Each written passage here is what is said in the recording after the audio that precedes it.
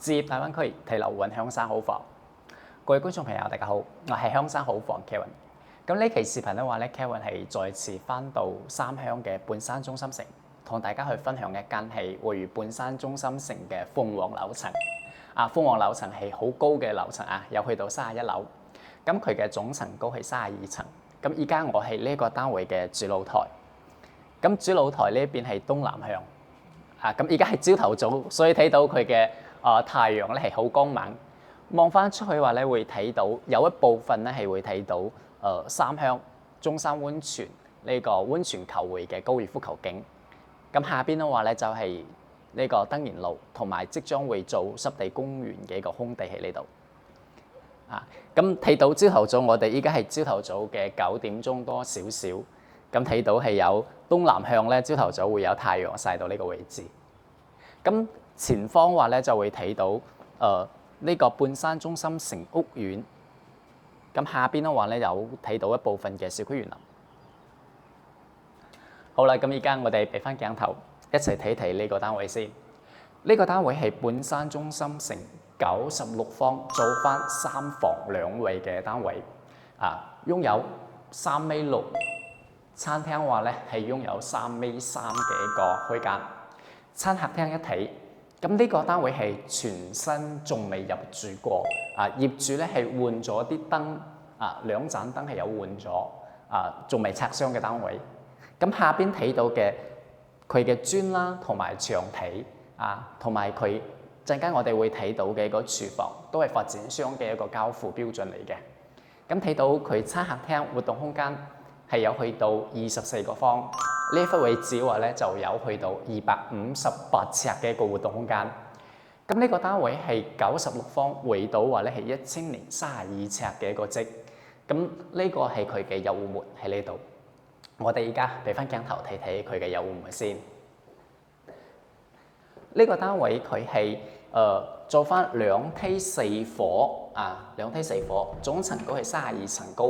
物業管理費係2蚊2一個方。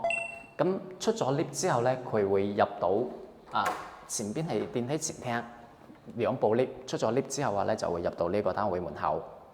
咁入嚟之後咧有個玄關嘅位置。咁呢啲機械鎖匙啦，同埋佢嘅一個大嘅防火實木門都係發展商交付標準嚟㗎啦。咁而家我哋再次換翻個角度再睇睇，係啦。咁而家攝影師嘅位置咧就係啱啱入戶嘅一個位置。咁睇到佢嘅一個餐客廳都比較闊落，特別係佢嘅光線會比較好。咁係電視嘅一個背景牆呢度咧，發展商嘅交付標準咧係有做埋呢啲框框嘅有做埋一個裝飾喺呢度嘅。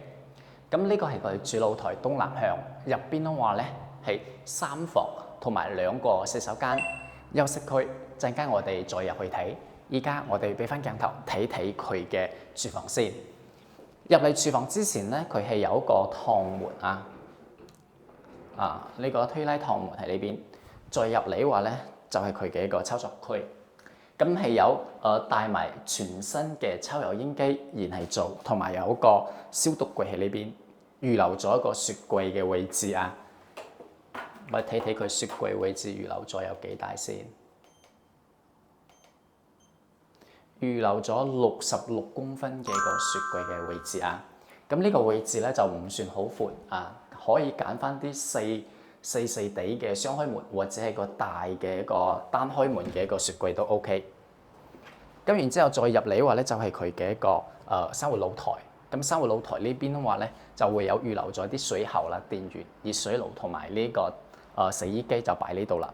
咁呢邊望翻出去話咧，都係呢邊嘅話咧，都係會望到有少少一部分望到前邊嘅呢個玉龍山星耀第3期同埋天禧。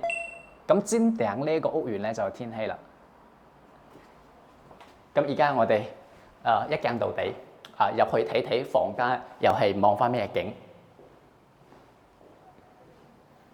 入嚟房間話咧係3房3房入嚟，首先會睇到佢嘅第一個客房，然之後咧就會睇到佢嘅客廁。第2間客房以及佢嘅套房喺呢度。而家我哋首先俾翻鏡頭睇睇佢嘅第一個客房先。客房呢度話咧，佢下邊咧係採用翻呢個木地板。呢個客房佢係擁有9個房，係啦。咁呢個房間嘅話咧，同樣跟翻頭先我哋嘅主露台。咁喺呢個房間咧就book 咗嗰個飄窗。咁其實喺呢個房間嘅景咧，其實會睇到對面嘅樓宇會多啲。要側翻少少過嚟咧，先會睇到前邊嘅呢個登賢路呢個方向。好啦，咁而家我哋再睇睇佢嘅客廁部分啦。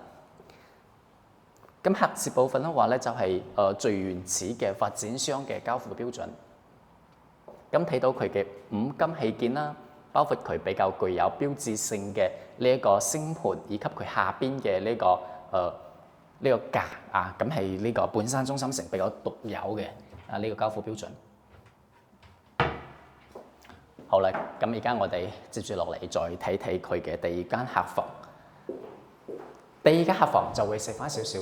第二間客房係有去到7個房，同樣佢呢個飄窗嘅位置咧，其實已經 book 咗啊。但係依家睇到朝頭早咧，其實呢一個房間嘅坐向咧係偏向於東多啲嘅啊。咁朝頭早話咧就會有太陽咧就會曬入到呢一個房間。咁而家我哋望翻出去，睇到下邊咧其實係半山中心城嘅別墅區。咁再往前邊睇嘅話咧，就會睇到御龍山片區啦。咁御龍山片區可以睇到佢嘅星耀第3期啦，同埋天禧，以及嘅話咧星耀第2期都可以睇到。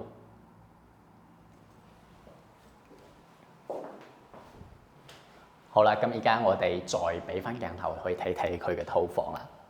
入翻嚟有個玄關位置，咁然之後咧就會睇到佢嘅洗手間。咁發展商交付嘅標準咧，其實係馬桶嘅位置咧係做埋呢啲傳統嘅一個馬桶，呢啲就唔係智能馬桶啊。但係佢係隔離呢度咧就有預留咗呢啲可以自己安裝智能馬桶嘅一個電源喺呢度，係啦，呢個係佢嘅電源。咁而家我哋睇睇佢擁有13個方嘅休息區先，13個方嘅休息區。咁呢個單位佢獨有嘅地方咧，係每一個房間佢都已經將個飄窗盡可能可以處理咗嘅飄窗嘅位置就已經處理咗啦。咁喺呢個房間睇到朝頭早話咧，亦都係會有太陽會曬入到呢個位置嘅啦。咁而家我哋俾翻鏡頭一齊睇睇呢個主人房，望翻出去景又係點樣？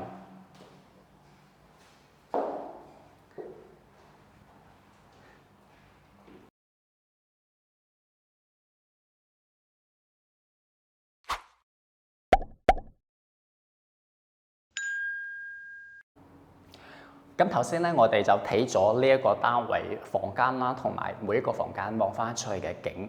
咁其實嚴格嚟講咧，呢一個單位佢嘅景咧就唔算非常之靚嘅。包括話咧，佢望翻出去前邊嘅話咧，其實係會睇到樓嘅啊。但係咧，佢嘅價錢係呢一刻嘅市場嚟講話咧，都算係比較具有性價比。現時呢一個單位業主掛牌價係69.8萬啊，69.8萬。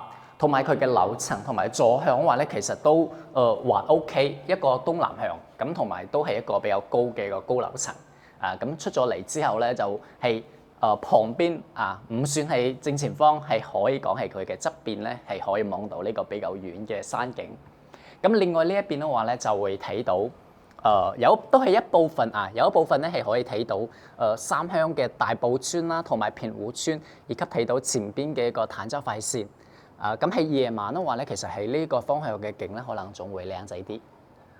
係啦，咁頭先講咗露台嘅東南嘅一個方向，咁另外呢一邊嘅話咧，其實係有預留咗一個自己可以擺洗衣機啦，或者自己再做翻個儲物櫃嘅地方都得。咁呢度咧就預留咗有74.5公分啊，將近咧就係75公分左右嘅一個闊度喺呢一度嘅。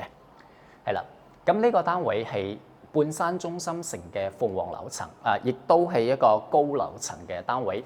3房2衛啊，全新仲未拆箱啊，咁係可以講咧就即刻可以交到鎖匙嘅單位。